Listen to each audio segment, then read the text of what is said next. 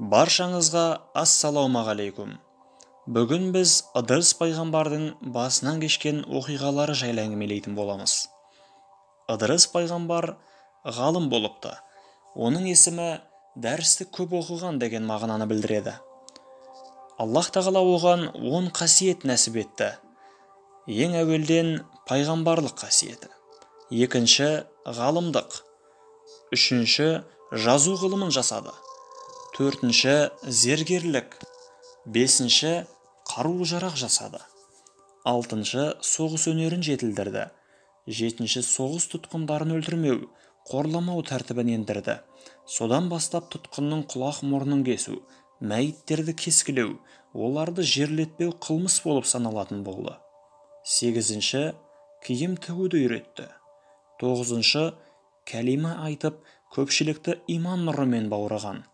Оныншы пейішті аралап, сонда қалып қойған. Қиямет қайымға дейін ол жерде тірі болатын 4 пайғамбардың бірі осы Ыдырыс пайғамбар болады. Ыдырыс нәби жер мен көктің жаратылысына қарап, одан ғибрат алатын. Халыққа: «Уа халайық, әр нәрсеге назар салып қараңдар. Ұлы Аллах неткен шебер, ол өте мейірімді. Сіздер мен біздерді махаббатпен жаратып, есепсіз нығмет берді», деп үлгі шашатын. Пайғамбардың құнарлы ойлары адамдардың жүрегін оятып, олардың жарлы болса да арлы болып өмір сүруіне ықпал етті. Ол Құдайға: «Я жаратушы жомарт иеміз, бізге ілім бер», деп ұдайы жалбарынатын. Тілектері қабыл болып, 30 парақтан тұратын кітап түсті. Бұқара халық кітап оқып, арам мен адалды айыруды үйренді. Дәрет алып таза жүру, ғұсыл құйыну, шаш тырнақты күтіп ұстау парыз болып бекітілді. Осыдан бастап, шаш өскеннің елі кәпір, тырнақ өскеннің өзі кәпір деген сөз қалыпты. Бір күні ұлы Аллах періштелерге: «Ыдырыстан асқан білімді жоқ», деп мақтанды. Періштелер Ыдырысты Аллахтың рұқсатымен қонаққа шақырып сынамақ болды. Сұхбат үстінде Ыдырыс Әзірейілге: «Жан тапсырып көргім келеді. Жанымды алып қайта салшы. Өлім халім бастан кешіп көрейін», деді. Әзірейіл Ыдырыстың жанын табанынан тартып, мұрнынан суырғанда, Ыдырыстың жан дауысы шықты. Жанын қайта кіргізгенде Ыдырыс: «Жан шіркін тәтті екен. Қатты қиналдым. Адамның өлімнен не үшін қорқатынын енді түсіндім. Исрафил сүр үрлегенде дүние астан кестең болады екен. Сол құдіретті көргім келеді. Сүр үрлеші», деді Исрафилға. Құдай досының көңілін қимай, ол кернейін тартты. Керней тартқанда Ыдырыстың зәресі қалмады. Сүрдің дауысы зәрлі екен. Айбатынан 18 000 қалам дірілдеді. Зәрем зәр түбіне кетті. Енді қыл көпірден өтіп, 7 тозақты көргім келеді», деді. Микаил оны қыл көпірден алып өтіп, тозақты көрсетеді. Тамұқтағы сұмдықты көріп, жаны шошиды. Тозақ өте қорқынышты екен. Аллах пендесін тозаққа тастаудан сақтасын.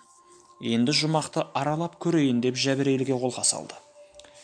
Ол да Құдай досының көңілін қимай келісіп: «Жарайды, бірақ шартым бар. Жәннатқа кірген адам қайтып шыққысы келмейді. Қайта шығам деп уәдеңді бер», деді. Ыдырыс сөз берді. Жәбірейіл оны ертіп, жұмақтың 8 қабатын түгел аралатып көрсетті. Ыдырыс сәмбі талдың жанына келгенде, бір кебісін әдейі ұмытып қалдырды. Аралап болған соң пейіштен шықты. Пейіштен ұзай бергенде, «Жәннатта бір кебісім қалып қойды. Тез барып алып келейін», деді. Жәбірейілден рұқсат сұрады. Жәбірейіл алейхиссалам: «Жарайды, тез кел», деді. Пайғамбар сол кеткеннен мол кетті. Кешіккен сайын Жәбірейіл мазасызданып тұрды. Шыдамы таусылып, Ыдырысты іздеп қайта кірді.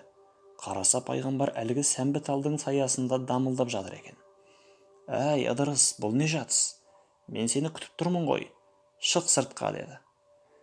Пайғамбар таңданып: «Шыққаны қалай? Жұмаққа бір кірген адам қайта шықпайды деп өзің айттың ғой», дейді. «Иә, бірақ сен қайта шығамын деп уәде бергенсің».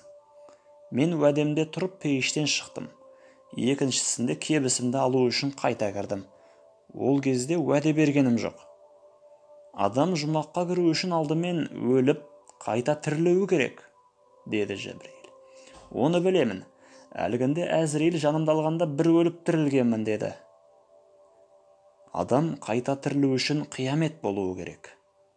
Әлгінде Исрафил сүріледі ғой. Мен қияметтің дауысын естідім ғой, деді. Сөзден жеңіліп бара жатқан Жәбірейіл сасқалақтап, жұмаққа кірер алдын қыл көпірден өту керек, деді. Сонда Ыдырыс пайғамбар Микаилмен бірге қыл көпірден өтіп, тозақты аралап шыққаным есіңнен шығып кетті ме, деп сұрады. Періште сөзден жеңілді. Сол кезде ұлы Алла: «Әй, Жәбірейіл, сөз тапқанға қолқа жоқ. Оны білімді деп айттым ғой сендерге». Ыдырыс айласын асырды. Енді оның жұмақтан мәңгі бақи қалуына рұқсат, деді. Ыдырыс содан бері пейіште екен.